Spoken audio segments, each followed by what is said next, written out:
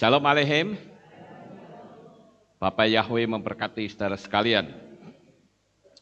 Pada pagi ini Bapak Ibu, saya akan menyampaikan satu materi yang cukup indah, tetapi juga paling sulit untuk dilakukan. Tetapi saya percaya melalui materi ini kita semua akan menjadi pelaku-pelakunya. Saya beri tema indahnya mengampuni. Kalau kita diampuni, senang enggak Bapak Ibu? Sangat senang sekali.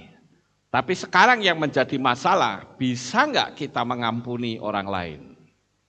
Mengampuni, memaafkan. Memaafkan itu tarafnya sebetulnya rendah. Tapi kalau yang namanya pengampunan itu standarnya Tuhan, saudara-saudara. Kita hidup di zaman yang sangat berbahaya. Karena kematian bisa saja hadir setiap waktu. Namun sekarang yang menjadi masalah bagi kita adalah bagaimana seandainya kita mati, tapi ternyata kita belum bisa mengampuni orang lain. Padahal Yesua mengajarkan kepada kita bahwa kita harus mengampuni. Pada hari Rabu yang lalu saya sudah sampaikan seberapa banyak hutang kita kepada Yesua. Tidak bisa kita membayar kecuali kita bekerja berapa kali? Sekitar 27-an kali ya, antara zaman Adam sampai sekarang. Tetapi kita dihapus segala kesalahan kita, segala dosa kita. Nah, pagi ini adalah tindakan kita, yaitu indahnya mengampuni. Kita baca terlebih dahulu ayatnya Bapak Ibu untuk menjadi landasan atau dasar dari firman Tuhan pada pagi ini. Kita buka di dalam kitab Lukas pasal yang ke-6 dan kita akan membaca di ayat 27 sampai dengan ayat yang ke-36. Cukup panjang, tetapi ini sangat menarik Bapak Ibu. Ya, sekali lagi Lukas 6 ayat 27 sampai 36. Namun aku berkata kepadamu yang sedang mendengarkan, kasihilah musuh-musuhmu, berbuat baiklah terhadap mereka yang membenci kamu, berkatilah orang-orang yang mengutuk kamu, dan berdoalah bagi mereka yang menghina kamu. Kepada mereka yang menamparmu pada satu pipi, tawarkanlah juga yang lain, dan terhadap orang yang mengambil jubah daripadamu juga pakaian, kamu tidak boleh menghalanginya. Dan kepada setiap orang yang memintai kamu, berikanlah dan jangan meminta kembali dari orang yang mengambil kepunyaanmu. Dan sebagaimana kamu menghendaki supaya orang berbuat kepadamu, perbuatlah demikian juga kepada mereka. Dan jika kamu mengasihi orang yang mengasihi kamu, anugerah apakah yang ada padamu? Sebab orang-orang berdosa pun mengasihi orang-orang yang mengasihi mereka.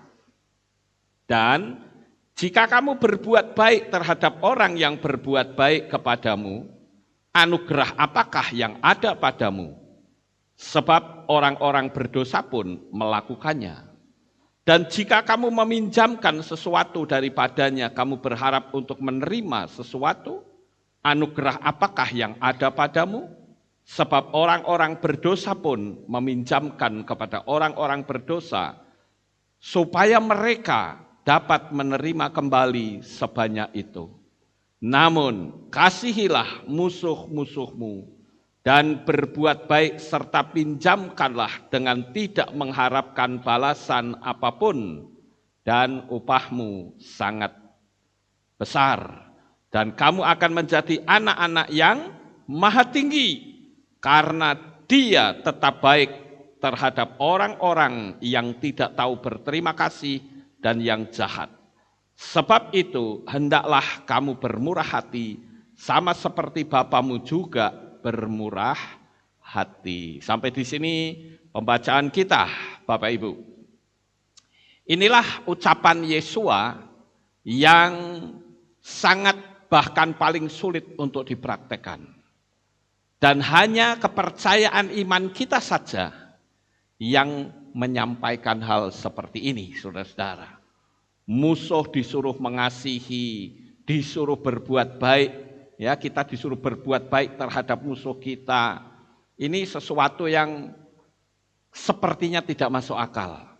Musuh itu harus diperangi, harus dibunuh, harus dibinasakan. Tetapi ajaran Yesua ini luar biasa, saudara-saudara. Dan kita tahu bahwa dunia ini itu sebetulnya sudah rusak. Rusak oleh karena apa? Karena ucapan-ucapan manusia. Bahkan kalau kita lihat, saudara-saudara, manusia itu banyak mengeluarkan kutuk. Apalagi sekarang ini. Sedang rame-ramenya perang antara Israel dengan Hamas. Ya. Wah, itu saya dengar di medsos banyak orang-orang yang mengutuki, ada orang yang mengutuk Palestina, kemudian langsung dikeluarkan dari sekolah.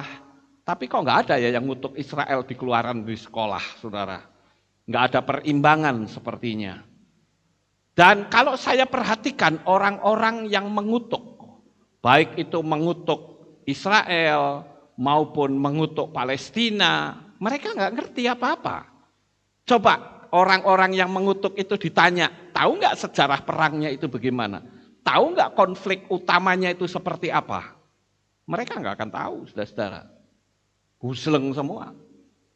Tapi kalau kita ngerti, kita akan belajar seperti Yesua berbicara. Yesua tidak pernah mengutuki orang-orang yang memusuhi dia. Oleh karena itu, Bapak Ibu, kita perlu belajar bahwa kita ini adalah murid-muridnya Yesua yang setiap saat kita diajarkan untuk mengucapkan kata-kata berkat. Sekarang yang perlu kita perhatikan, tadi di ayat bacaan kita, di sana dikatakan kepada mereka yang menamparmu pada satu pipi, tawarkan juga yang lain. Tetapi, apakah ini satu kesalahan? Kenapa dengan Yesua? Kalau kita membaca di dalam kitab Yohanan 18 ayat 23, coba kita lihat saudara-saudara, Yohanes pasal 18 ayat 23. Atau kita baca dari ayat 22 ya. Namun setelah dia mengatakan hal itu, seorang dari para pengawal yang sedang berjaga, dia melayangkan tamparan kepada Yesua sambil berkata, "Demikiankah engkau menjawab kepada imam besar?" Yesua menjawab kepadanya, "Jika aku berkata salah, tunjukkanlah bukti atas kesalahan itu. Tetapi jika benar, mengapa engkau menampar aku?" Nah, Bapak Ibu, mungkin ada yang bertanya, kenapa Yesua mengajarkan kalau ditampar pipi kiri, beri pipi kanan? Lalu bagaimana dengan Yesua pada saat dia ditampar? Dia tidak berkata, "Oh, yang namparkan sini, yang ini belum nih, tolong ditampar yang satunya." Bukan begitu, saudara. Maksud dari ayat yang Yesua katakan tadi, jikalau kamu ditampar pipi kiri, berilah pipi yang kanan. Itu artinya apa? Kita tidak boleh membalas, saudara. Jangan diartikan secara letterleks. Kalau diartikan letterleks, misal seorang perempuan sedang jalan, ditoel pantatnya. Siapa ini? Oh, kamu ya? Satunya belum nih? Satunya dong. Kan enggak begitu, saudara. Maksudnya adalah jangan kita membalas. Jadi paham ya Bapak Ibu? Tapi kalau orang yang enggak ngerti, Dia akan berkata, loh, kok kamu ditampar pipi kiri nggak dikasih pipi kanan? Kamu ditoel pantat kiri nggak dikasih pantat kanan? Bukan itu maksudnya, karena gaya bahasa di bahasa Ibrani itu banyak macam. Ini ibarat seperti proverb. Apa itu proverb? Peribahasa, amsal. Amsal itu peribahasa, saudara. Orang Jawa bilang paribasan. Ya, Bapak Ibu. Nah, sekarang kita akan melihat lebih dalam lagi tentang masalah pengampunan. Ada banyak poin yang akan saya sampaikan kalau sampai kita menjadi manusia standar. Karena Yesua tadi katakan apa? Kalau kamu berbuat baik terhadap orang yang berbuat baik, orang di luar sana juga bisa. Betul nggak Bapak Ibu? Tapi kalau kamu berbuat baik terhadap musuh-musuhmu, nah itu yang paling berbeda. Inilah ciri khas dari murid Yesua. Makanya kalau saudara lihat di Indonesia ini, yang namanya agama Kristen itu agama yang paling banyak dihina. Tapi apakah orang-orang itu melakukan pembalasan? Tidak, karena ayat ini saudara. Dihina toh juga kita nggak akan rugi kok. Malah orang bisa menilai. Ya, siapa yang paling sempurna?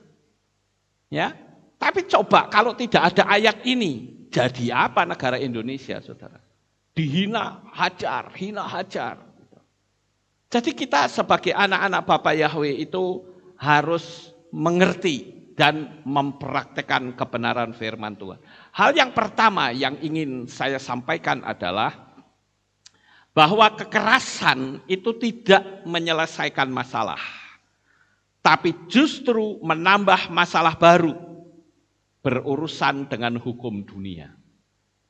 Bukan cuma diselesaikan dengan meterai 6.000, tapi mungkin bisa saudara berurusan dengan hukum. Apalagi kalau sampai membunuh. Bisa kena 15 tahun atau seumur hidup. Atau hukuman mati. Nah oleh karena itu saudara-saudara, kalau kita punya keinginan untuk membalas, ingatlah. Yang pertama adalah ucapan Yesua. Kita mau jadi manusia standar, manusia pada umumnya, kalau disakiti, dibalas, di luar sana banyak. Akeh tunggale, kira-kira begitu. Tapi kalau sampai mereka memusuhi kita, tetapi kita tidak membalas, itu baru murid Yesua. Mungkin saudara bertanya, kok Pak Lukas bisa ngomong begitu? Emangnya pernah kok dimusuhi orang? Bukan pernah lagi saudara, sangat banyak, bahkan banyak banget saudara. Tetapi apakah saya melakukan pembalasan? Tidak. Dan anehnya, tangan Bapak Yahweh sendiri membalas dengan cara yang sangat luar biasa. Saya tidak akan menceritakan tentang bagaimana orang-orang yang melakukan penyerangan dan bagaimana tangan Bapak Yahweh itu bergerak. Karena kalau saya cerita begini nanti kesannya apa? Menyombongkan diri. Tetapi saya hanya ingin memberitahu, ketika engkau dimusuhi, kasihilah musuhmu. Doakan dia. Saya akan banyak menggunakan kata-kata begini saudara. Apakah dengan saudara membenci, berarti musuh saudara tersiksa? Tidak. Lah kalau enggak ngapain saudara membenci? Musuh saudara tenang-tenang saja, bisa keluyur-keluyur ke sana kemari, cengenges ke sana kemari. Ngapain kita memusuhi kalau ternyata orang yang dimusuhi enggak ngapa-ngapain, enggak ada reaksi apapun. Tapi aku kan sudah disakiti, betul. Tapi coba bencilah orang itu sedalam engkau bisa. Apakah orang itu berubah? Tidak. Lah kalau begitu yang rugi siapa? Ya kita sendiri saudara. Kata-kata ini akan banyak saya sampaikan. Masuk dalam pikiran kita. Ya Bapak Ibu. Itu hal yang pertama. Jadi kekerasan menuntut balas itu bukan murid Yesua. Camkan baik-baik. Dengan saudara berkata bahwa akan aku balas, itu berarti saudara posisinya mungkin malah di bawah manusia standar. Bapak Ibu saudaraku yang terkasih, pada pagi ini kalau kita lihat ya orang-orang seperti di gambar ini, sampai dia ditangkap, ditembak kakinya, ya itu karena apa? Karena dia melakukan kejahatan. Nah ini akhirnya berurusan dengan hukum dunia. Wes sikile bolong, mlebu penjara sisan. Ya toh? Nah oleh karena itu kita perlu belajar untuk menuruti apa yang Yesua ajarkan. Yang kedua, mengampuni itu sama saja dengan mengangkat hidup saudara naik jauh di atas orang yang diampuni. Saya menggunakan istilah diampuni, tidak menggunakan kata maaf. Karena maaf dan ampun itu kadarnya berbeda, saudara. Kadarnya tinggi mana? Tinggi diampuni. Ada orang yang berkata begini, sudah maafkan dan lupakan. Itu salah. Memori manusia tidak bisa melupakan apalagi hal-hal yang menyakitkan. Yang bisa itu adalah mengikhlaskan. Membuat pengampunan itu yang bisa dilakukan.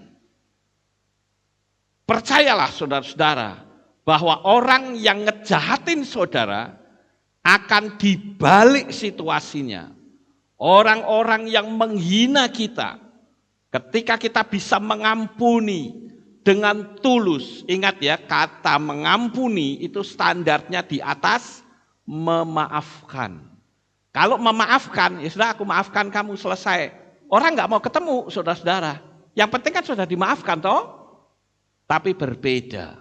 Kalau pengampunan itu seperti tidak ada apa-apa. Walaupun mungkin kalau berurusan dengan bisnis, ya dia tidak bisa berlanjut.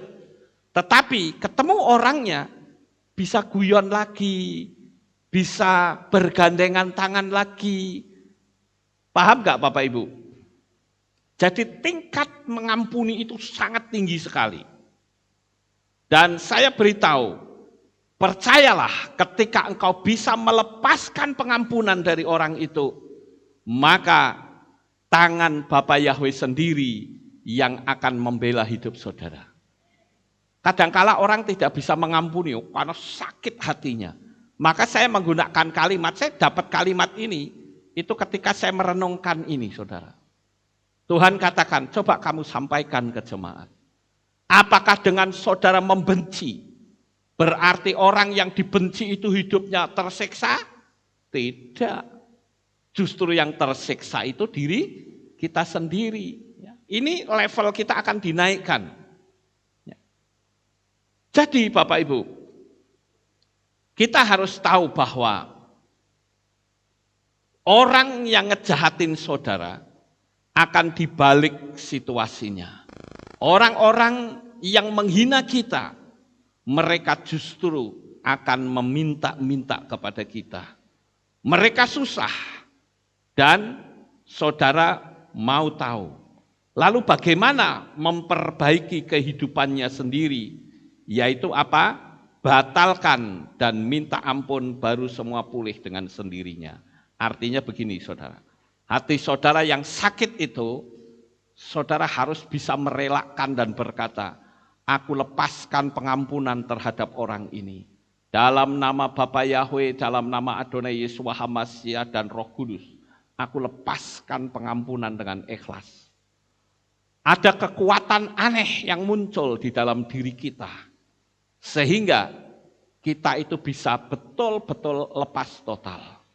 Saya bersyukur saudara, pada hari Rabu yang lalu saya nyampein firman Tuhan tentang berapa hutang kita kepada Yesua, menyangkut juga masalah pengampunan. Ternyata di luaran sana itu banyak sekali.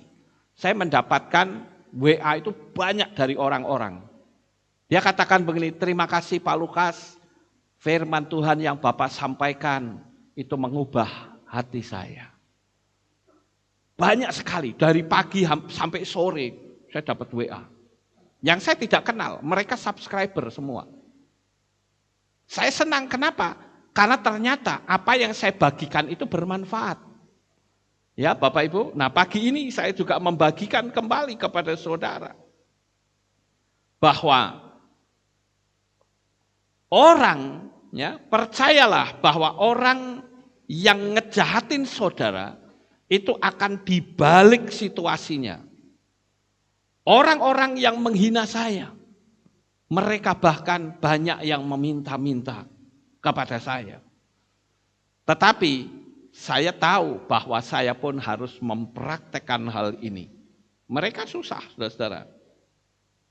Bagaimana dengan kita?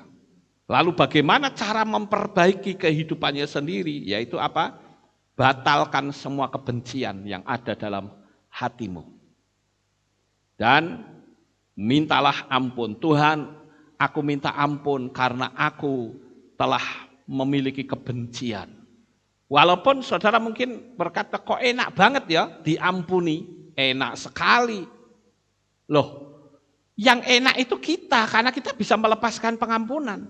Daripada kita ngendem kebencian.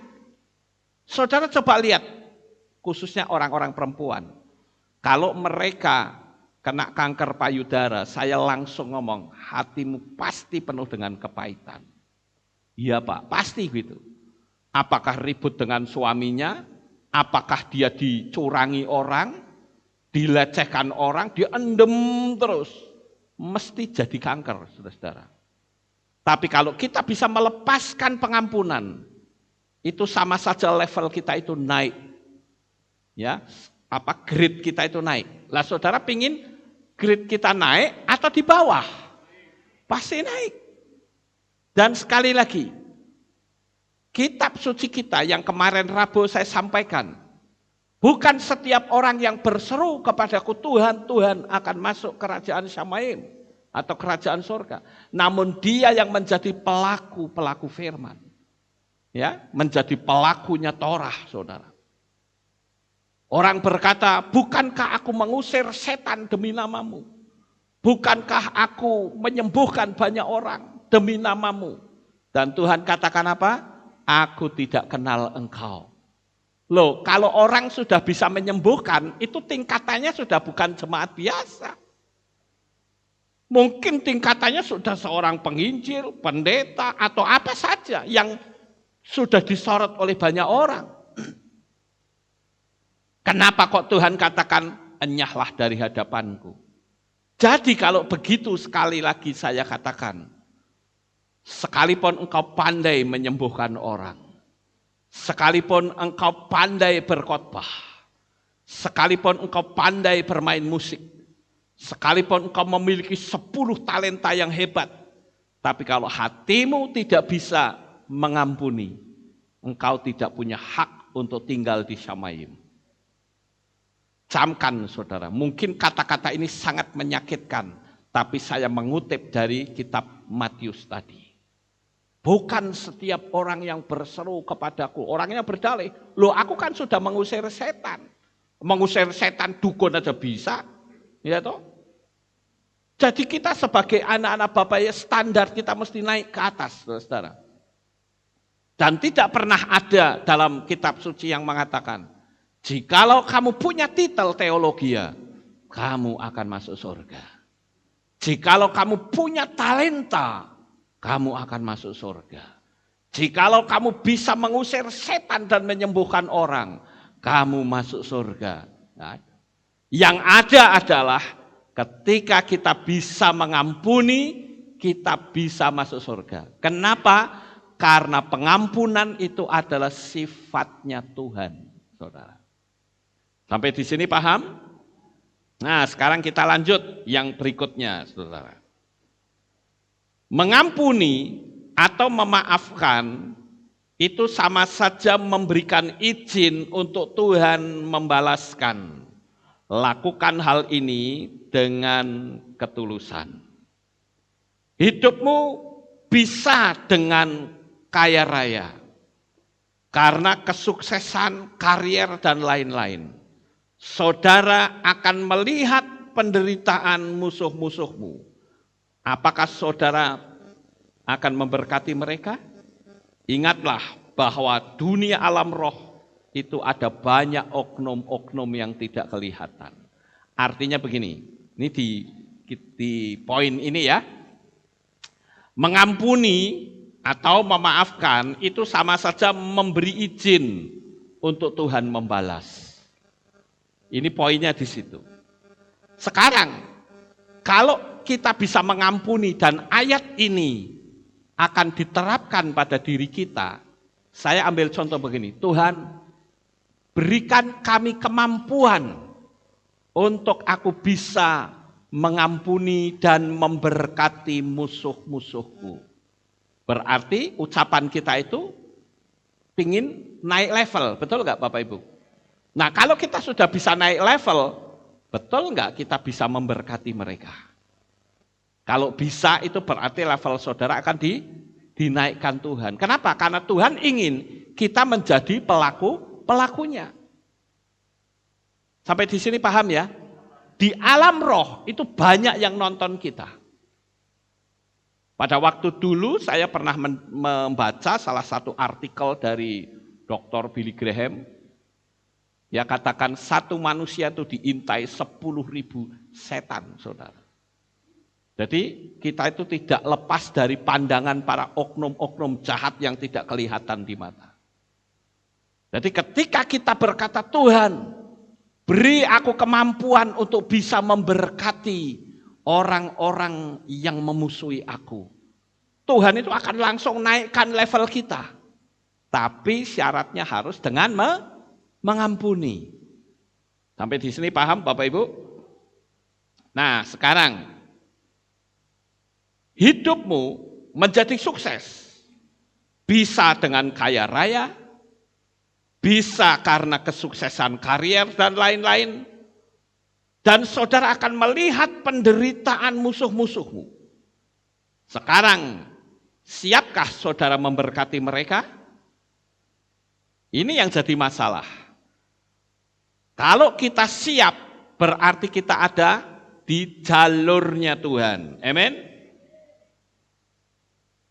Dan kita tahu Bapak Ibu, kesuksesan kita itu ibarat seperti naik tangga. Mungkin saudara saat ini ada di sini, tetapi dengan kita mempraktekkan, karena kebencian, kepahitan hati, kedengkian, sakit hati, kemarahan yang terus menerus, itu sama saja ganjelan untuk terbukanya berkat-berkat Bapa Yahweh. Ketika ganjelan itu dikeluarkan, pintu berkat akan terbuka dengan mudah. Sehingga ayat firman Tuhan yang Yesua ajarkan sendiri, berkatilah musuh-musuhmu, Tuhan berikan kesempatan untuk kita meraih kesuksesan. Amin. Nah ini Bapak Ibu. Berapa banyak kita yang tinggal, yang bersama-sama ibadah pagi ini, yang pernah dilukai hatinya, yang pernah diusik, yang pernah disakiti. Tetapi saudara, dengan kita mau mempraktekkan ini, ayo kita nonton bagaimana Tuhan mengangkat hidup kita dengan caranya yang unik. Sama seperti pintu ya, pintu kalau diganjel, kan ada seperti huruf kayak gini ya, seperti ini, nah gini, buat ganjel, gitu. Itu pintu tidak akan bisa terbuka, saudara-saudara. Tapi begitu ganjelnya diambil, maka pintu itu terbuka. Sama seperti mungkin saudara saat ini bertanya, kenapa ya kok berkat saya kok seret banget itu kenapa? Karena bisa jadi ada ganjelan di dalam hatimu. Bukan cuma berkat yang seret, mungkin penyakit saudara juga banyak. Karena apa? Ada ganjelan itu harus dilepaskan sama sekali. Begitu dilepaskan, percayalah Bapak Ibu, hidupmu pasti akan banyak berkelimpahan. Ya. Kita lihat bahwa kepahitan hati itu adalah tanda bahwa hubungan saudara sedang rusak dengan Tuhan. Camkan baik-baik. Kepahitan hati adalah tanda bahwa hubunganmu dengan Tuhan itu sedang rusak. Saya ulang sekali lagi ya, atau kita ngomong bersama. Ya, coba katakan, kata-katanya begini, supaya kita masuk di pikiran kita ya. Kepahitan hati adalah tanda hubungan kita dengan Tuhan rusak. Ayo kita ngomong bersama. 1, 2, 3. Kepahitan hati adalah tanda bahwa hubungan kita dengan Tuhan itu rusak, saudara. Ayo, kalau hubungan kita rusak mau diperbaiki atau tidak? Karena Tuhan mengajarkan kepada kita tentang hukum kasih. Tuhan mengajarkan kepada kita sebuah ajaran yang berbeda jauh dengan ajaran yang ada di luar sana. Itu sebabnya saudara, kita lihat sebuah contoh yang Tuhan sendiri lakukan. Ketika Adam dan Hawa sudah jatuh dalam dosa, siapa yang punya inisiatif untuk menghampiri? Adam atau Bapak Yahweh? Bapak Yahweh. Karena ketika Adam dan Hawa sudah jatuh dalam dosa, Tuhan berjalan di taman, lalu bertanya, "Hai Adam, di manakah engkau?" Pertanyaan ini pun jangan dipikir secara logika. Loh, Tuhan kok orang ngerti? Ya kan, orang yang nggak ngerti hukum iman kita kan, mosok Tuhan kok tanya, berarti Tuhan tuh nggak ngerti di mana Adam. Katanya maha tahu. Nah, itu namanya dipelesetkan, saudara. Ketika Tuhan bertanya kepada Adam, "Hai Adam, di manakah engkau?"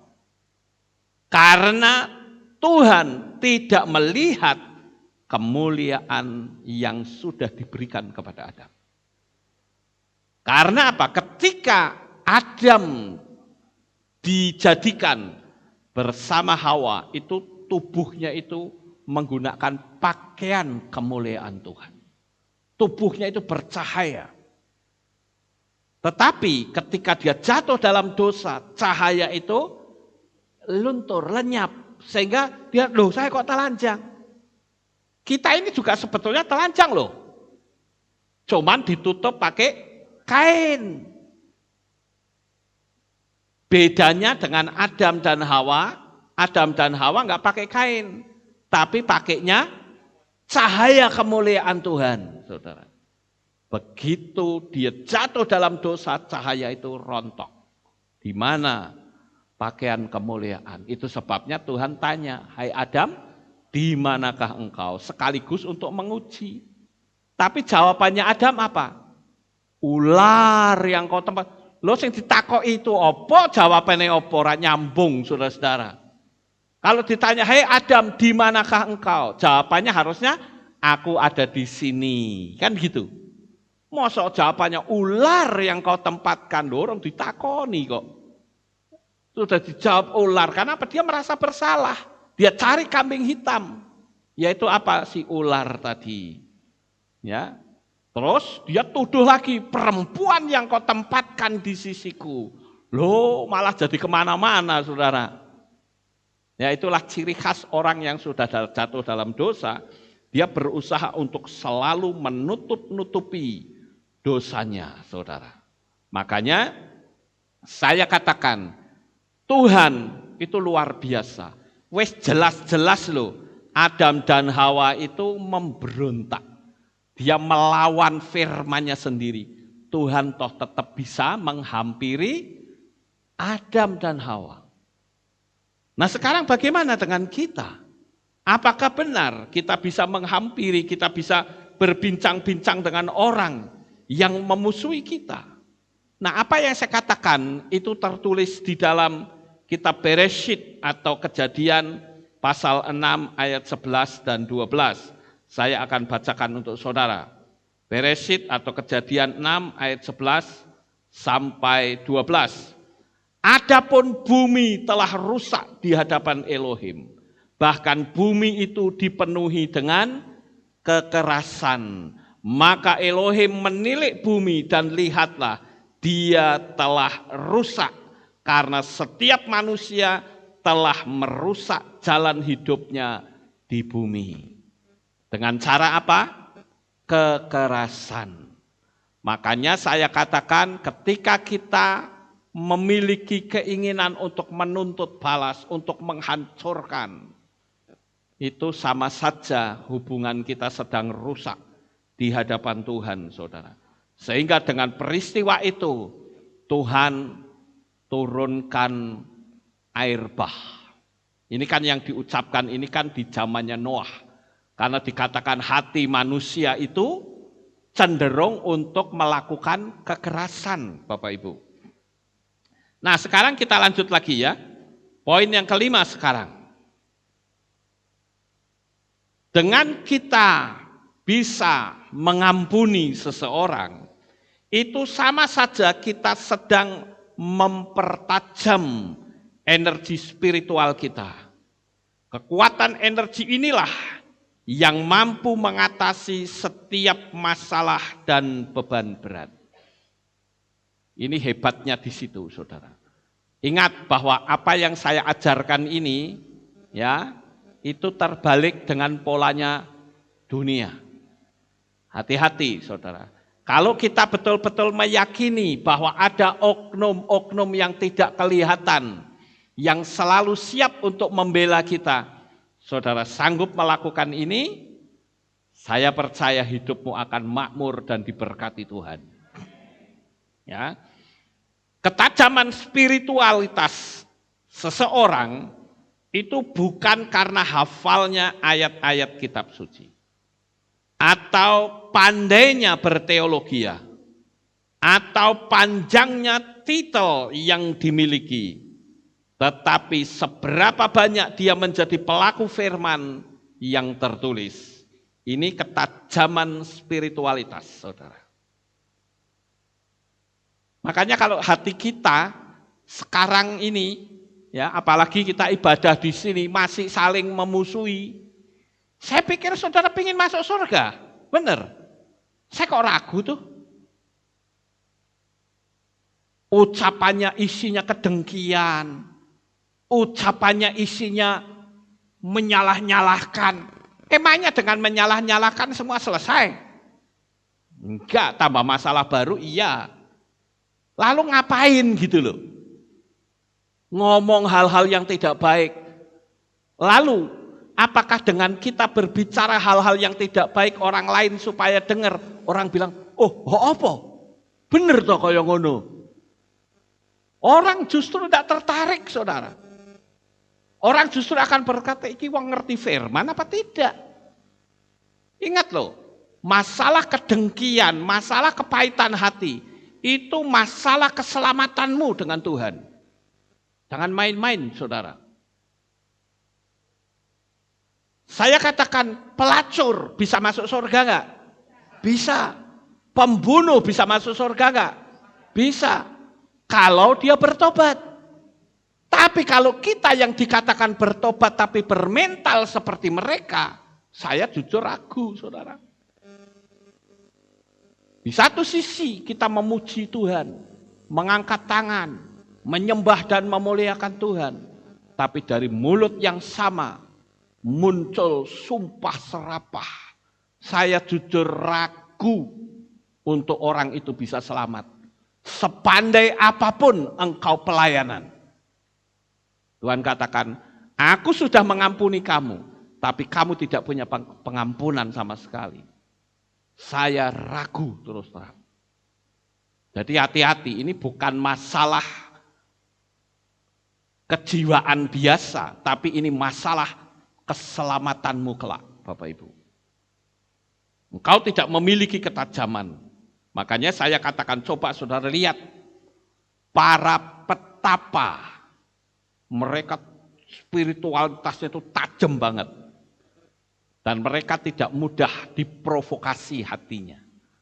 Biasanya orang yang pahit hati selalu ingin cari apa? cari bolo, betul enggak Bapak Ibu?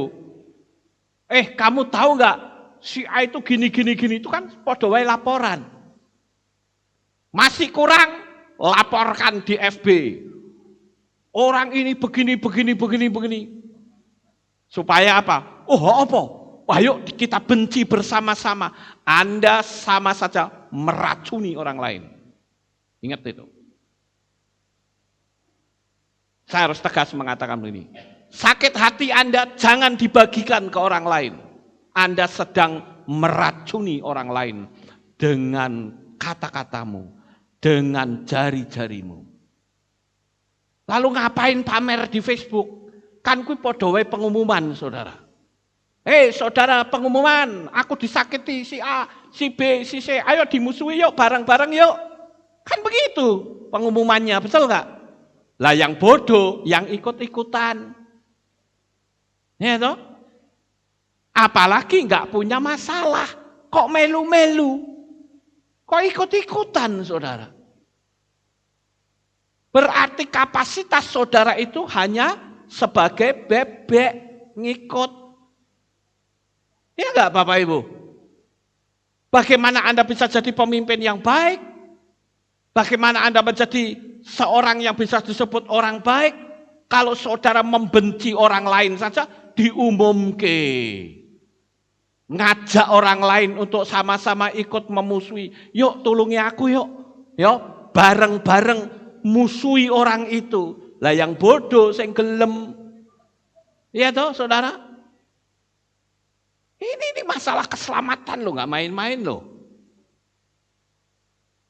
Jadi kalau Anda memang tidak bisa memusuhi, tidak bisa mengasihi, stop, nggak usah pengumuman. Lebih baik engkau diam, minta Tuhan berikan aku roh pengampunan. Itu baru anak Tuhan, Saudara. Jangan malah pengumuman di FB, di Twitter, bila perlu ditulis di YouTube yang gede-gede, duduh kesisan wajai. Emangnya saudara itu mau jadi apa? Ingat loh, sekali lagi saya katakan, sekalipun engkau memusuhi dari ujung kepala sampai di kaki, orang itu tidak akan bisa berubah. Kalau memang orang itu tidak mau berubah. Jangan saudara pikir levelmu tinggi karena engkau bisa memusuhi orang. Keliru, saudara. Level Anda justru di tempat yang paling rendah. Ayo coba tanya pada diri kita masing-masing. Mungkin Bapak Ibu yang ada di berbagai belahan dunia manapun, saudara pernah mengalami hal seperti itu. Karena saudara merasa pernah dilukai, sehingga pengumuman kemana-mana. Jadi kalau ada orang yang pengumuman seperti itu, tanggapan kita apa? Supaya kita tidak ikut-ikutan. Tanggapannya apa? Kita katakan, oh level rendah. Bisa saudara punya mental seperti itu? Jadi kalau saudara mau dipengaruhi untuk memusuhi orang lain, saudara langsung ngomong di hati, wah level rendah, hati-hati. Cuman masalahnya kita bisa mendeteksi enggak orang yang berlevel rendah itu? Sebetulnya kalau saudara peka dari membaca kata-katanya saja, saudara sudah tahu. Level ini, orang ini levelnya rendah banget. Ya. Sekarang kita lanjut. Yang keenam. Orang yang memiliki hati yang penuh pengampunan, itu memiliki kedudukan yang sangat tinggi di Samayim. Ayo kita baca ayatnya. Matius 23 atau Matius pasal 23 ayat yang ke-12. Ayo sekarang kita baca rame-rame aja deh. Nanti kalau saya yang baca, saudara enggak ikut bareng-bareng. Sekarang yang bawa kitab suci, bareng-bareng dibaca dengan suara yang keras. Ya, oke, siap? Halo? Siap, baca yang banter. 1, 2, 3. Dan siapa saja yang meninggikan dirinya, dia akan direndahkan. Dan siapa saja yang merendahkan dirinya, dia akan ditinggikan. Kualik bukan konsepnya dunia? Ternyata yang rendah itu posisinya tinggi di Samayim, saudara. Sementara orang yang merasa jumawa, orang yang merasa hebat, angkuh, ternyata di levelnya alam roh itu levelnya sangat rendah sekali. Nah sekarang tinggal kita mau pilih yang mana? Mau pilih level yang rendah atau level yang tinggi? Kalau kita mau milih yang levelnya tinggi, dan saya tahu level yang tinggi kedudukannya pasti luar biasa. Ingat loh, nanti di Syamayim itu ada tingkatan-tingkatan. Semakin tinggi tingkatan kita, kemuliaan kita semakin besar. Dan itu sangat menyenangkan. Kenapa kita tidak merebut yang ini, Bapak Ibu? Karena ini kan sifatnya kekal. Kenapa kita ribut rebutan yang ada di dunia ini? Yang sifatnya itu tidak kekal. Sementara yang sifatnya kekal diabaikan. Padahal kalau kita sudah memiliki pemikiran, oh aku punya sifat level yang tinggi, itu saudara bisa menikmati selama-lamanya. Tidak ada peta zaman di sana. Kemuliaan yang tinggi pasti kesukacitaannya akan berbeda sekali. Ya. Sekarang kita lanjut, saudara.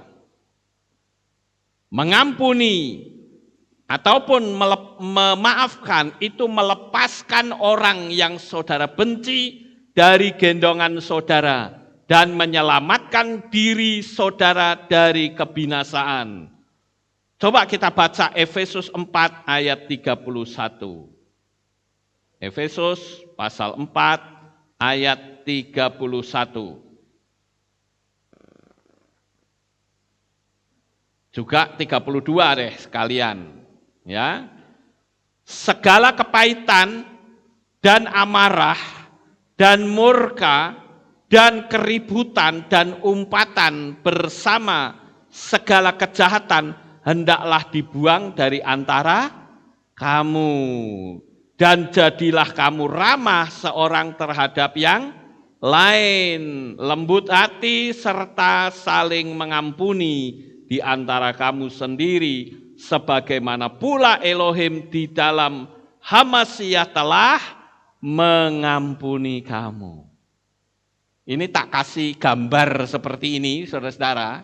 Ini sebagai gambar ilustrasi.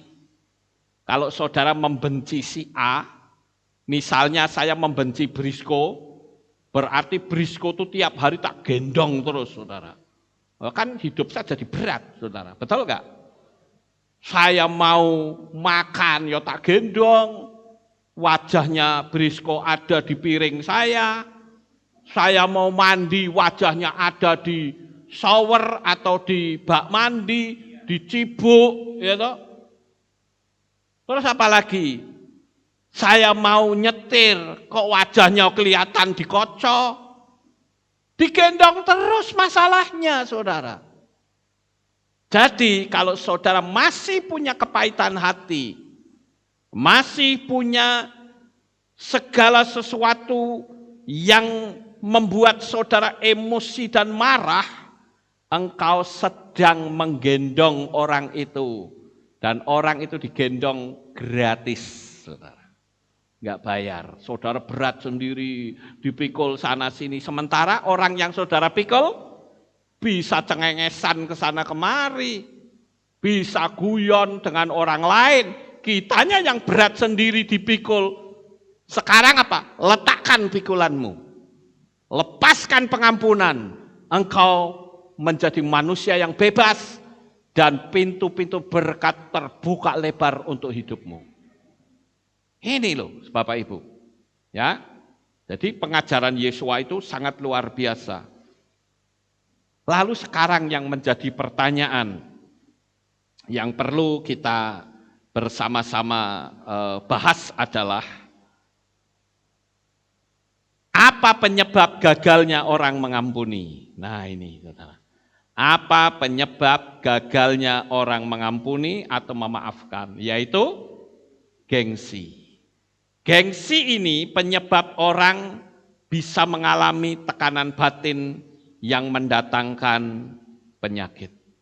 Di sini ada satu ilustrasi yang cukup menarik ya. Dikatakan apa? Sometimes it's hard to open your hand. Ya. Kadang-kadang itu sangat sulit untuk membuka tanganmu. But you need to. Tetapi kamu mengharapkan. Ini loh gengsi, ini loh ditekeli terus. Ini sudah dalam bahaya, ditekeli terus, tambah berat saudara. Lepaskan gengsinya. Amin. Bapak Ibu Saudara yang terkasih, gengsi itu merasa memiliki harga diri yang tinggi. Gengsi itu saya menyebutnya sebagai narkoba jiwani. Coba saudara lihat orang yang jaga gengsi. Apa pendapat saudara tentang hal ini? Saudara akan merasa enggak nyaman. Tetapi bagaimana dengan pelakunya? Merasa enjoy bukan? Itulah yang saya katakan narkoba. Narkoba jiwani. Ada orang yang menyebut candu kejiwaan. Ya sebut apa saja bolehlah. Coba kalau saudara jaga gengsi gitu ya. Kan merasa wah aku hebat. Luar biasa. Tapi orang yang nonton, wah ini tengil banget iki. Kelakuannya. Kan gitu saudara-saudara. Nah kita itu mau dinilai diri kita sendiri, apa mau dinilai oleh orang lain? Atau kita ingin dinilai diri kita sendiri, atau dinilai oleh Tuhan? Masalahnya kan di situ, saudara. Makanya saya menyebut inilah narkoba kejiwaan. Kalau orang sudah yang pernah mengisap narkoba, itu kecanduannya luar biasa, saudara. Kalau enggak dia sakau. Sama seperti orang kalau merasa dirinya hebat, kalau sehari belum ada orang yang menyanjung dia, wah kayak cacing kepanasan. Kenapa sih seperti itu? Siapa sih diri kita sebetulnya? Kenapa kita harus pinginnya disanjung-sanjung terus? Memang saya tahu sifat manusia itu adalah sama seperti Tuhan, pingin disanjung. Tapi itu sudah terlalu over. Sehari enggak disanjung, wah lah kayak cacing kepanasan, saudara. Mari kita belajar untuk meminta supaya Tuhan sendiri yang menyanjung hidup kita. Dan kalau Tuhan yang menyanjung, otomatis bukan nama kita saja yang diangkat, tapi hidupmu, taraf ekonomimu, taraf level intelijensimu, semua akan dinaikkan oleh Tuhan. Makanya pembelajaran pagi hari ini, mungkin banyak kata-kata saya yang sangat tidak nyaman. Tapi percayalah, ketika saudara belajar untuk melepaskan pengampunan, saudara akan menjadi manusia yang kebal. Ya. Berapa banyak orang melecehkan saya di luaran sana. Baik melalui FB, melalui medsos, saya enggak pusing. Pernah ada seseorang WA saya enggak perlu sebut namanya. Dia mengatakan begini, Pak, Bapak kenal enggak dengan orang ini? Saya bilang saya enggak kenal. Wah ini kok kata-katanya kayak begini sama Pak Lukas. Ya lucu ya, kenal saja tidak, tapi benci. Hanya karena apa? Saya ngajarkan hukum Noah. Wah luar biasa kebenciannya udah tulis di bawahnya itu. Bukan cuma hukum Noah, ada yang lain yang kemarin saya sampaikan. Orangnya bilang kalau saya dekat tak sobek mulutnya.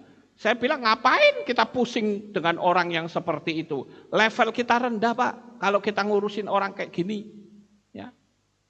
Pak Lukas gak ada balasan kata-kata. Saya bilang alah ngapain saya ngurusin orang begini. Saya nyiapin khotbah aja pusing. Untuk apa saya ngurusin orang, tambah lagi apalagi perang-perangan di Facebook. Lalu manfaatnya apa? Ayo tolong saya mau tanya, manfaatnya apa orang perang di Facebook? Enggak ada, manfaatnya itu kepahitan hati itu iya. Sekarang hentikan tangan saudara, bila perlu taleni tanganmu. Enggak usah tutul-tutul Facebook saudara. Nanti malah kata-katanya jadi kemana-mana tidak. Ngerusak aura diri saudara sendiri, ya. Dan saya katakan, mungkin ada orang bilang, tapi harga diri saya bagaimana? Saya diinjek-injek, saya katakan, selama engkau ngerti berapa nilai harga dirimu, engkau tidak peduli orang menginjak. Sama seperti saya ilustrasikan dengan uang. Ada uang 100.000 tak kucel-kucel, tak injek-injek. Siapa yang masih mau dengan uang itu? Semua orang mau. Saya injek-injek, saya loncat-loncat di atas uang, sampai uangnya lecek. Apakah nilainya berkurang? Tidak. Diri saudara itu nilainya luar biasa tinggi. Karena engkau telah dibeli dan harganya telah tunai dibayar. Bukan dengan emas maupun perak. Tetapi dengan darah yang suci, darah yang tak bercacat celah, darah yang tidak ada dosa sama sekali, yaitu darah Yesua HaMasiah. Jadi hidupmu itu setara dengan darah Yesua. Nah kalau saudara ngerti seperti itu, mau dihina kayak jawabannya satu, EGP. Emang gua pikirin senjata saya ini luar biasa ampuh loh saudara. Benar. Orang menghina macam apa, saya selalu jawab, emang gue pikirin. Lebih baik mikir yang bermanfaat daripada mikir orang-orang yang berlevel rendah. Betul gak? Makanya sekarang saya balik tanya, apakah engkau masih mau dalam posisi berlevel rendah, atau saudara akan mengangkat hidup saudara? Ini yang jadi masalah. Jangan kita berkata, harga diri saya diinjek-injek. Sekarang saya kasih tahu secara jiwa nih, saudara. Harga diri seorang wanita adalah kalau dia mampu menjaga kehormatannya. Harga diri seorang pedagang kalau dia bisa menjaga kejujurannya. Ya, itu harga diri namanya. Harga diri seorang pemenang dan berhati mulia adalah mudahnya memaafkan dan mengampuni. Itu baru harga diri. Makanya harga diriku diinjek-injek. Saya mau tanya, kok media regani piro? Kamu mau dihargai berapa? Integritas itu penting, Bapak Ibu. Tetapi integritas yang bernuansa positif, itu yang akan mengangkat citra hidup saudara di hadapan Tuhan. Sekarang coba lihat orang-orang yang menghina Yesua, malah jadi pengagung beratnya. Termasuk saya loh. Saya dulu bencinya luar biasa dengan kekristenan. Tetapi saya jadi pengagung beratnya Yesua. Saudara. Kenapa? Karena Yesua nggak langsung menghukum saya. Pengampunannya itu dari sejak saya belum lahir di dunia ini. Dia sudah memberikan pengampunan. Begitu saya bertobat, saya percaya Tuhan. Kegilaan saya itu luar biasa untuk mencintai Tuhan. Sampai sekarang dan sampai saya mati. Tidak akan bisa digoyahkan iman saya. Kenapa? Karena saya tahu tangan kasihnya itu begitu sempurna. Sama seperti kita saat ini, saudara.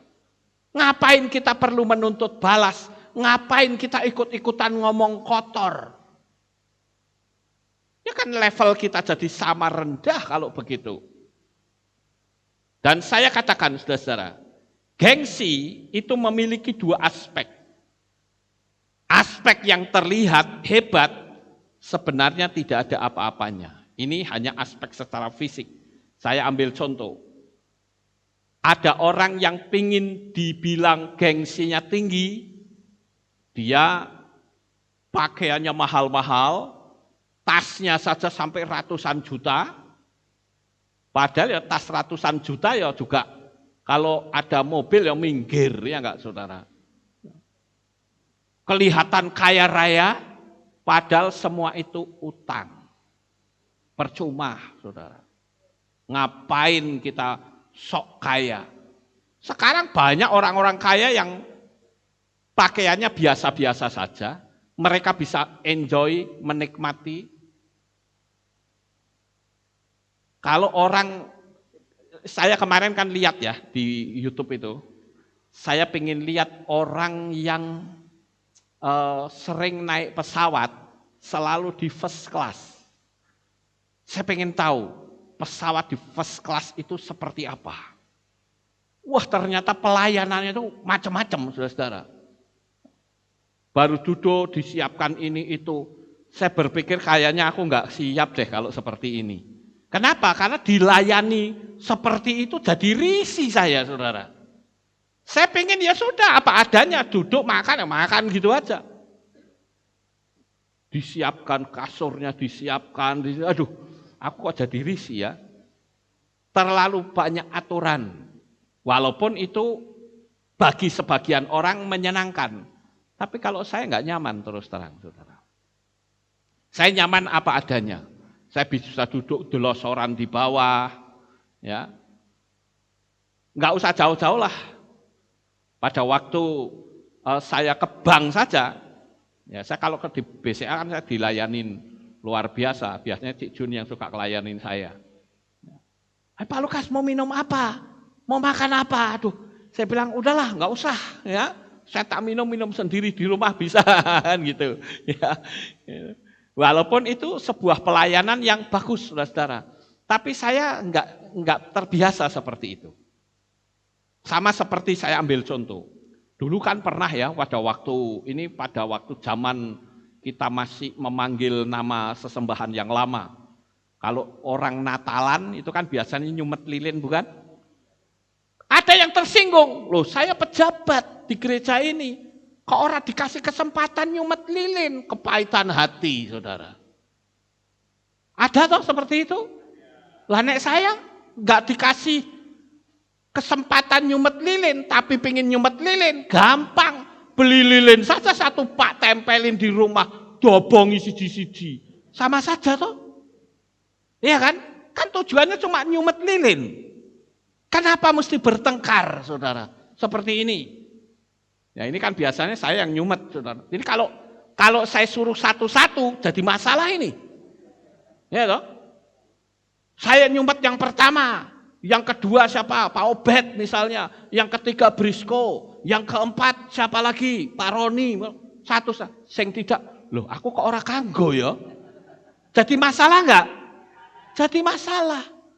Makanya biar saya yang nyumet semua. Saudara pengen nyumet beli lilin gitu sing rak akeh. Taruh di rumah.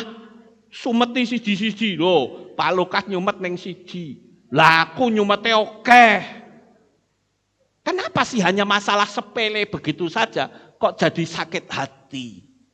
Loh, saya jujur, dulu kan sering begitu bukan? Di banyak gereja, loh saya pernah dilaporin orang kok. Orang bilang gini, Pak Lukas, saya ini di gereja itu dari sejak ngerintis loh Pak. Loh Natalan kok aku ora kei kesempatan nyumet lilin, nyalain lilin aja kok saya tidak. Saya jawabnya gampang, beli lilin sing oke, dicuci nang omah. Gampang toh wong tujuannya nyumet lilin mereka cuma satu, kamu bisa 10 lilin. Direnteng sumet toh siji-siji. Ya kan Bapak Ibu, kenapa hal itu saja bisa bikin rusaknya hati? Kenapa? Nah kalau saya sih nggak pusing saudara-saudara. Kenapa kita merasa harga diri kita diinjak-injak hanya masalah nyumet lilin? Kita rendah bukan levelnya? Nah itu dia. Jadi Bapak Ibu yang terkasih, mari kita belajar untuk kita melakukan sesuatu yang terbaik. Jadi sekali lagi ini gengsi itu memiliki dua aspek ya.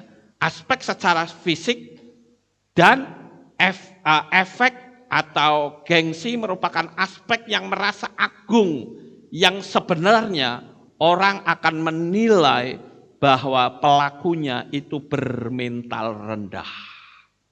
Ya, apalagi kalau orangnya itu sering ngomong yang tidak baik, sering jelek-jelekin temannya sendiri. Nah ini yang sangat berbahaya Bapak Ibu. Ya, kita lanjut lagi. Saya ambil sebagai contoh. Ada orang yang terlihat kaya. Saya perlu kasih tahu, menjadi kaya itu penting. Dan harus bahkan. Saudara setuju enggak? menjadi kaya itu penting dan harus. Amin.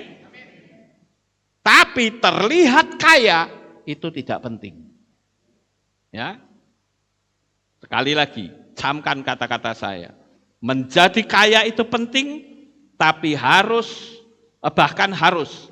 Tetapi terlihat kaya itu tidak penting. Nampak keren. Jangan hidup dari apa kata orang, saudara. Dan yang berikutnya, memaafkan. Nah, kadang-kala orang bilang apa? Gengsi dong.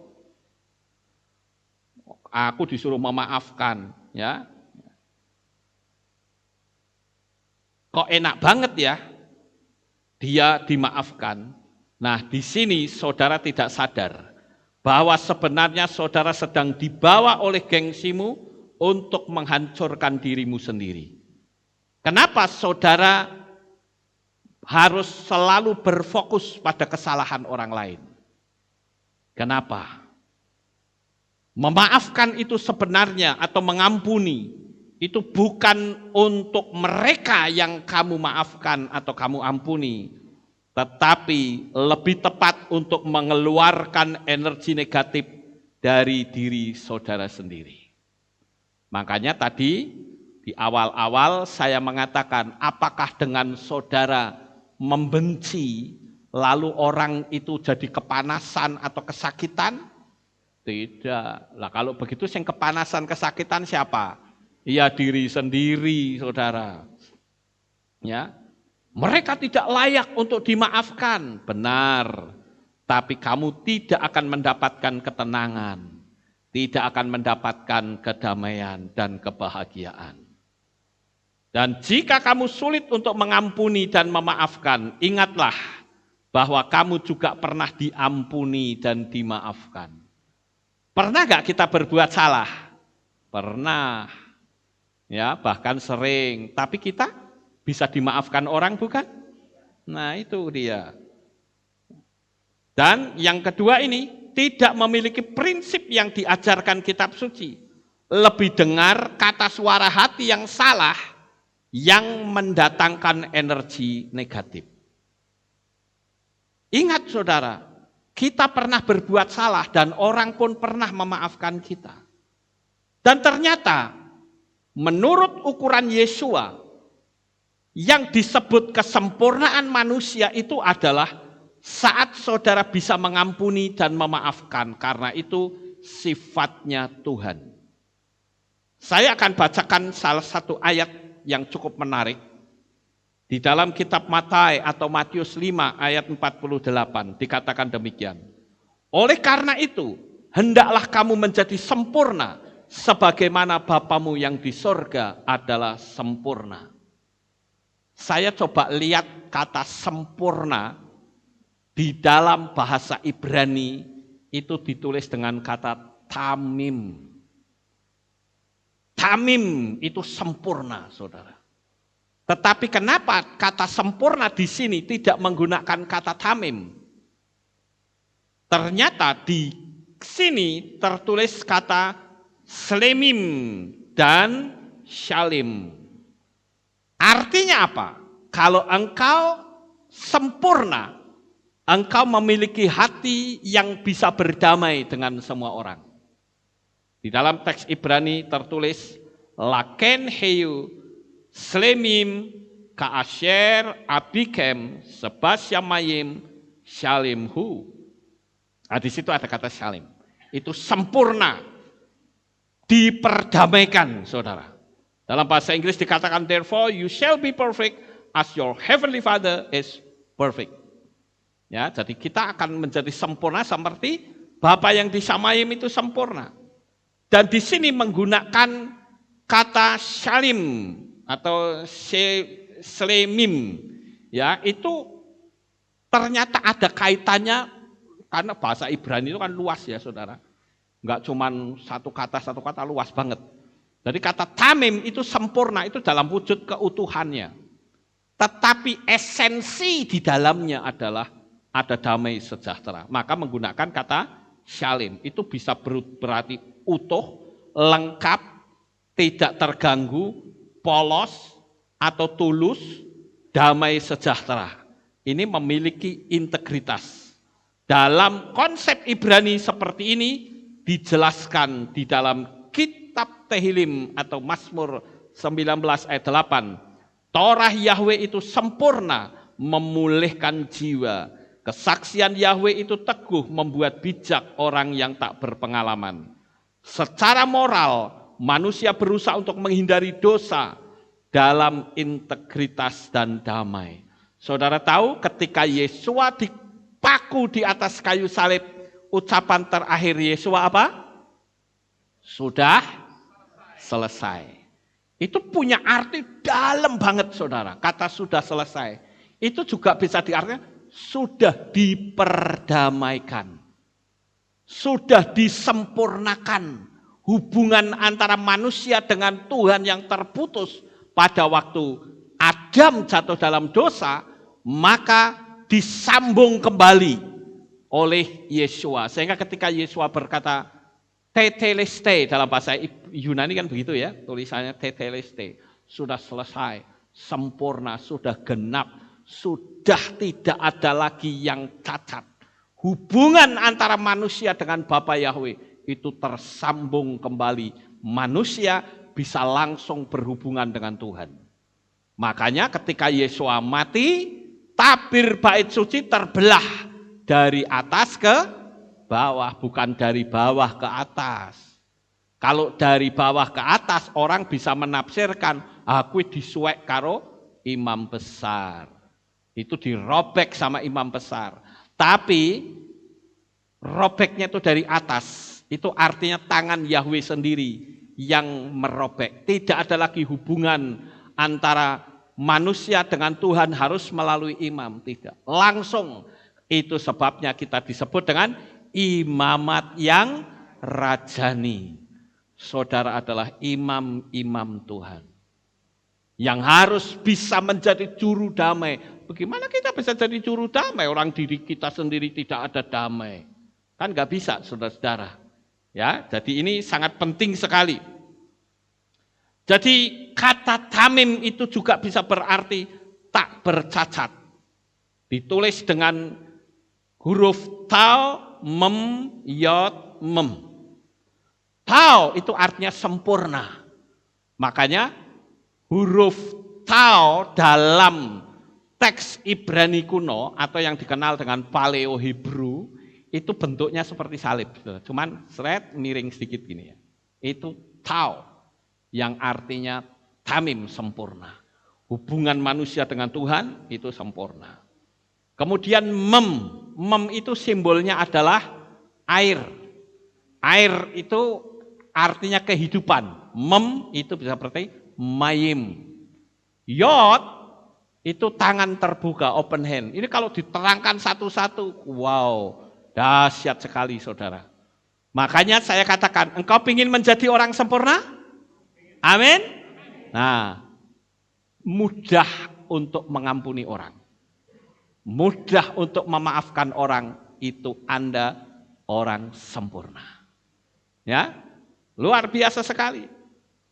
Jadi hati-hati Bapak Ibu agar kita bisa selalu menjaga supaya kita bisa hidup menjadi orang yang sempurna, termasuk tutur kata kita di dalam kitab 1 Kefa atau 1 Petrus 1 ayat 18-19 dikatakan, karena mengetahui bahwa kamu sudah dibeli dari cara hidupmu yang sia-sia, yang diwariskan oleh leluhurmu, bukan dengan barang yang fana, perak ataupun emas, melainkan dengan darah Hamasia yang mahal, bagaikan darah anak domba yang tanpa cacat dan tanpa noda.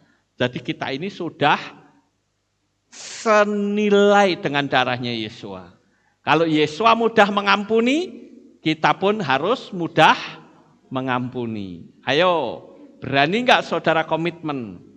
Tutup mulut saudara untuk ucapan-ucapan yang buruk. Amin. Bapak Ibu yang terkasih, ini sebagai poin yang terakhir saya, ya. Emosi mudah marah, karena apa? Orang marah dan emosi adalah tanda orang yang lemah. Akibatnya terperangkap dan hilanglah pekerjaan, hilang persahabatan. Dulu sewaktu saya masih SMP, saya itu senang mancing kepiting, saudara. Siapa di sini yang pernah punya pengalaman mancing kepiting, angkat tangan? Ya, oh ya, ada ya. Nah, buktikan kata-kata saya. Saya mancing kepiting itu welahnya itu banyak, saudara-saudara. Apa itu welah? Kalau orang mancing kan ada alatnya itu ya. Itu pakainya kayu biasa. Jadi modal mancing kepiting itu seperti ini. Satu bawa kayu, satu bawa serok. Tapi saya kayunya nggak cuma satu, ini kan cuma satu. Kayunya saya banyak. Saya biasa pergi ke tambak, ya. Saya pasangin. Umpannya saya punya yang paling mudah diambil sama kepiting itu belut, saudara-saudara. Saya ngambil belut, tak potong-potong segini-segini belutnya. Setelah dipotong-potong, diinepke 1 malam. Itu belut kan baunya busuk sekali setelah diinepke semalam. Paleni, taruh di sini, nanti pasang lagi di sini, kelilingi, ya. Tambak itu dikelilingi dengan welah ini sama ditanteli belut tadi yang sudah berbau busuk. Nanti biasanya kalau kepiting itu datang, dia akan ngambil makan itu, dul gitu, akan kelihatan. Nah, kita tinggal ngambilnya itu pelan. Pelan, dia tarik ke atas. Itu kepiting akan terus gigit, saudara. Apalagi ketika dia ditarik pelan-pelan, dia akan gigit kencang sekali. Kenapa? Karena kepiting itu emosinya itu luar biasa. Begitu sudah naik ke atas, seroknya taruh bawahnya, jelep, kena dah. Nanti kita lihat, oh di sebelah sana, welahnya gerak-gerak, saya datengin. Saya ambil pelan-pelan serok lagi. Saya dulu dapat banyak sekali, saudara. Mungkin saudara pikir, wah porak diseneni, ya mancing ditambah. Oh tidak, mereka malah terima kasih sama kita. Kenapa? Karena kepiting itu hama sebetulnya. Ya, bahkan waktu dulu saya ingat sampai saya ditawari ikan, saudara-saudara. Karena kepitingnya banyak yang kita tangkap. Yang punya tambak seneng, mau nggak ikan? Gitu. Saya bilang enggak, kepiting aja. Gitu. Saya bawa kepiting banyak, saudara-saudara. Walaupun sekarang orang sudah beralih, bukan lagi tambak ikan, tambak kepiting sisan sekarang. Karena tahu bahwa nilainya sangat tinggi. Nah, tapi dari cerita ini, saya perlu tahu, saya kasih tahu bahwa kepiting itu binatang yang mudah emosi, saudara. Kalau ada umpan langsung langsung ditarik. Karena emosi. Tapi ketika ditarik ke atas, diserok ke bawah kena. Akibatnya apa? Akibat dari emosi, dia harus kehilangan nyawanya. Hari ini saya beritahu, ketika kita memiliki pengampunan yang luar biasa kepada orang, saya tidak akan mendengar lagi. Apakah saudara yang ada di sini? Atau saudara yang ada di rumah, atau yang ada di berbagai belahan dunia manapun, yang mengucapkan hal-hal yang buruk, yang pamer level rendah saudara di Facebook, hari ini semuanya selesai. Dan hidupmu menjadi kudus, tak bercacat celah, siap untuk menyongsong Tuhan di awan-awan yang permai. Sukses besar untuk saudara. Bapak Yahweh memberkati, haleluya. Kita tunduk kepala dan kita akan berdoa. Kami mengucapkan terima kasih dan syukur kepadamu ya Bapa. Pagi hari ini kami telah mendengarkan renungan firman-Mu. Kami tahu hal ini cukup berat, tetapi juga akan sangat mudah. Karena apa? Karena kami tahu bahwa hidup kami itu bukan berurusan dengan manusia, tapi berurusan dengan Tuhan. Dan kalau Tuhan yang berjanji, Dia yang akan menepati janjinya. Bahwa pembelaan itu hak dari Bapa Yahweh. Terima kasih ya Tuhan, inilah doa syukur yang kami naikkan kepadamu. Di dalam nama Adonai Yeshua HaMashiach, kami sudah berdoa semua berkata, amin, haleluya. Kita akan akhiri kebaktian kita. Saya mengundang jemaat Tuhan kita bangkit berdiri dan kita akan tutup dalam doa. Terima kasih Bapak Yahweh, selesai sudah ibadah kami dari awal pertengahan sampai pada akhirnya. Sebentar lagi anak-anak-Mu akan kembali pulang ke rumah mereka masing-masing. Tuhan jaga, lindungi, peliharakan, pimpin mereka sampai di rumah dengan selamat. Pertemukan kembali pada jam-jam ibadah mendatang di dalam ikatan tali kasih-Mu. Terima kasih ya Tuhan, inilah doa syukur yang kami naikkan di dalam nama Adonai Yeshua HaMashiach. Kami sudah berdoa. Mari kita angkat tangan kita dan kita akan menerima berkat Kohanim. Yevarechecha Yahweh wa yismereka.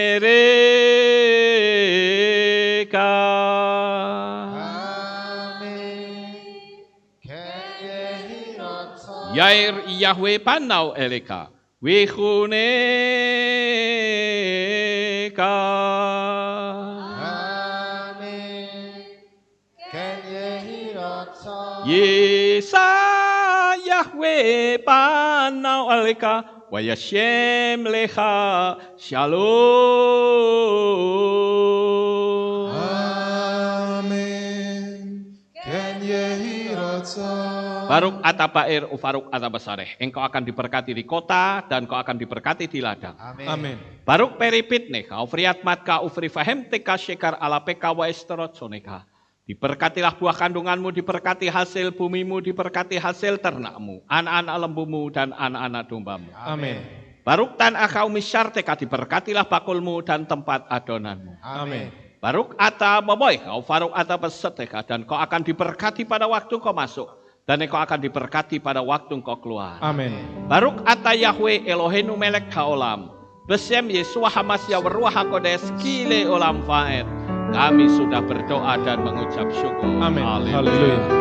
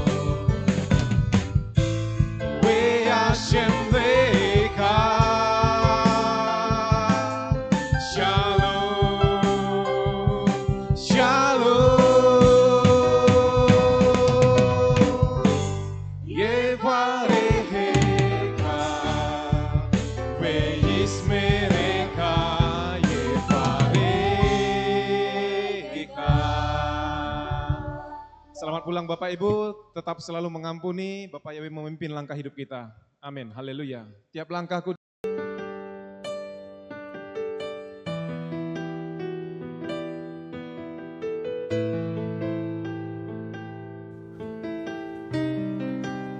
segala pujian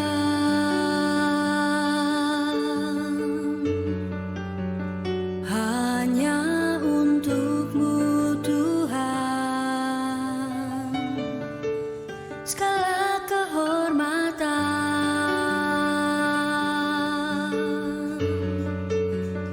juga punya-Mu Tuhan. Dari puncak tertinggi sampai lembah terlandai, semua karya kasih cinta-Mu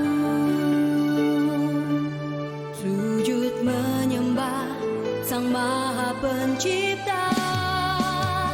Hatiku menari disertai derai air mata memanggil namamu, Yahweh, Tuhan. Segala kemuliaan hanya bagimu.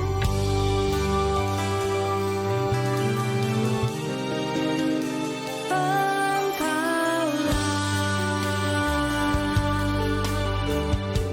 sumber segala pengharapan, mendengar, memulihkan hati yang luluh, menyembuhkan juga menghibur. Engkau lara menjadi bahagia, agar semua diberkatinya.